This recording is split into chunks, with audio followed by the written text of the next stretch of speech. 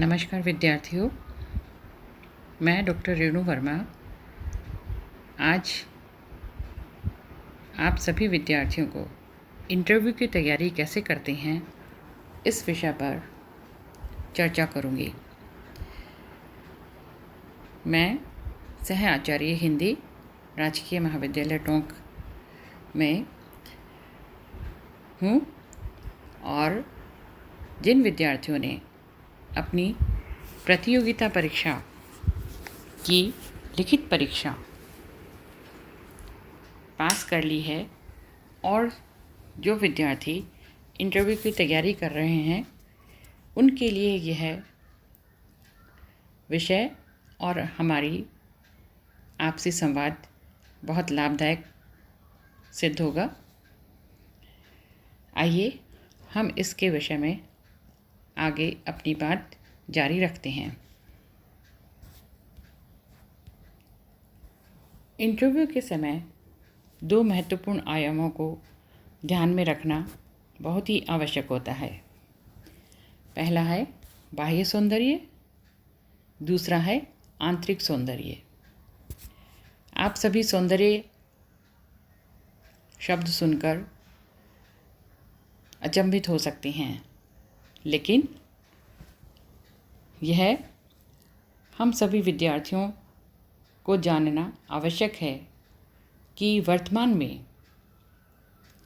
जो कुछ सुंदर दिखाई देता है उसे सुंदर तरीके से प्रस्तुत करना भी उतना ही आवश्यक होता है। यदि आपने अपने आप को इंटरव्यू बोर्ड के सम्मानित सदस्यों के सामने सुंदरता से प्रस्तुत नहीं किया तो यह आपके अंकों में कटौती कर सकता है।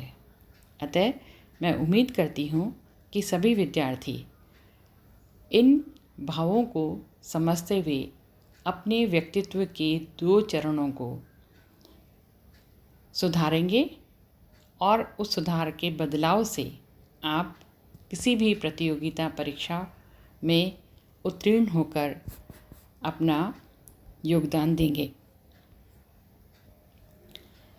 बाह्य सौंदर्य में निम्नलिखित पक्षों पर ध्यान देना अति आवश्यक है। सर्वप्रथम हमें साफ सुथरे परिधानों को धारण करना चाहिए और चेहरे पर सदैव मुस्कान ओढ़कर रखनी चाहिए। इसी मुस्कान के साथ आप सभी का अभिवादन करें। इंटरव्यू में सबसे पहले आपके बाह्य व्यक्तित्व को ही देखा जाता है कि आपका कक्ष में प्रवेश कैसे हुआ, आपने कैसे अभिवादन किया, आपने कैसे आपको दी गई कुर्सी पर बैठने का तरीका अपनाया। चाल में और आँखों में आपके हमेशा आत्मविश्वास और उत्सुकता का भाव बना रहना चाहिए। आप अपनी गर्दन को हमेशा सीधी रखें, कंधे कमर सीधी रखें, लेकिन आप आरामदायक स्थिति में रहें। हाथों को कुर्सी के सपोर्ट पर रखें, पाँवों को सहजता से समेटे हुए रखें। आपकी संपूर्ण शारीरिक बनावट एक सौम्य, जागरूक, संवेदनशील, बुद्धिमान, जीवट, परिश्रमी और समस्याओं के समाधान की तुरंत पहचान वाली होनी चाहिए। आपको हमेशा ध्यान रखना चाहिए कि आप सवाल को पूरा सुनने के बाद ही उसका जवाब दें। कई बार अति उत्साह के कारण हम लोग सवाल को अधूरा ही सुनते हैं और उसका जवाब देने के लिए अपने आप को उनके सामने प्रस्तुत करना शुरू कर देते हैं। यह अति उत्साह आपके लिए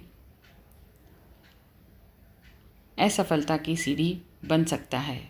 अतः आप सभी से अनुरोध है कि आपको सवाल आता हो तब भी आप सवाल को पूरा सुनने के बाद ही उसका जवाब देवें। अंत में सभी सम्मानीय सदस्यों को धन्यवाद देवें और अपने हाव भाव के माध्यम से उनके प्रति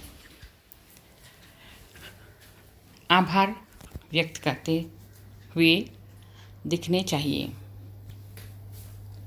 दूसरा आयाम है आंतरिक सौंदर्य। आंतरिक सौंदर्य आपके ज्ञान की परीक्षा है। आपको अपने विषय के पाठ्यक्रम का संपूर्ण ज्ञान होना चाहिए। पाठ्यक्रम में से अपने पसंदीदा विषय में अपनी विशेषज्ञता के बारे में बताने की पहल आप हमेशा करें।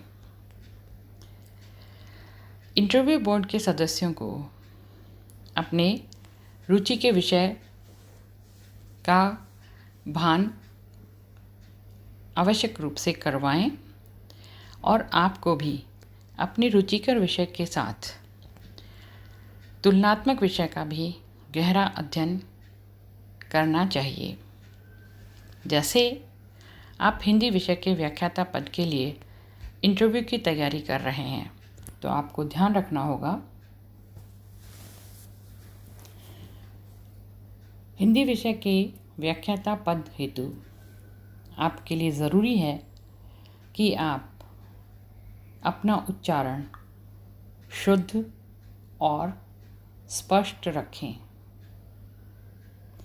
आपके वाक्यों का आरोह अवरोह सही होना चाहिए।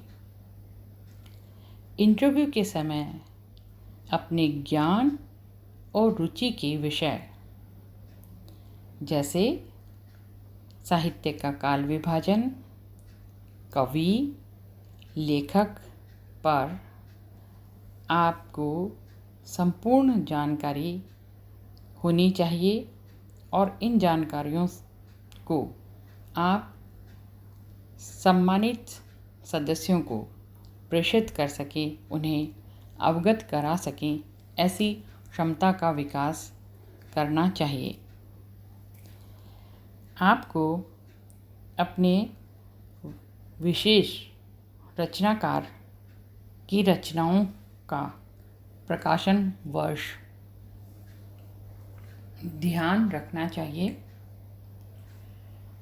प्रकाशित रचनाओं पर साहित्यकार को मिलने वाले साहित्यिक सम्मान और उनके वर्ष भी आपको अच्छी तरह से ध्यान रखने चाहिए। इसके साथ ही समकालीन कवि और कथाकार से तुलनात्मक अध्ययन के प्रति आपकी स्पष्टता जाहिर होनी चाहिए। साहित्य और साहित्यकार की सामाजिक जवाबदेही क्या है, इसकी जानकारी आपको होनी चाहिए। साहित्यकार की प्रासंगिकता और समाज को उनके साहित्य से क्या देन है, इसके बारे में आप सक्षम बने।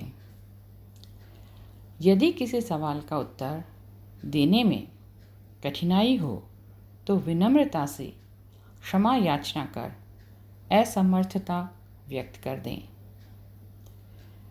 और अपनी बात उदाहरणों से व्यक्त करने की हमेशा कोशिश करें।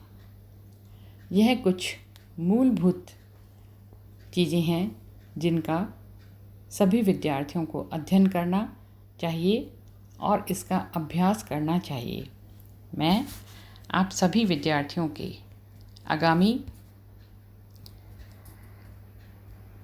इंटरव्यू की तैयारी के लिए शुभकामनाएं प्रेषित करती हूँ।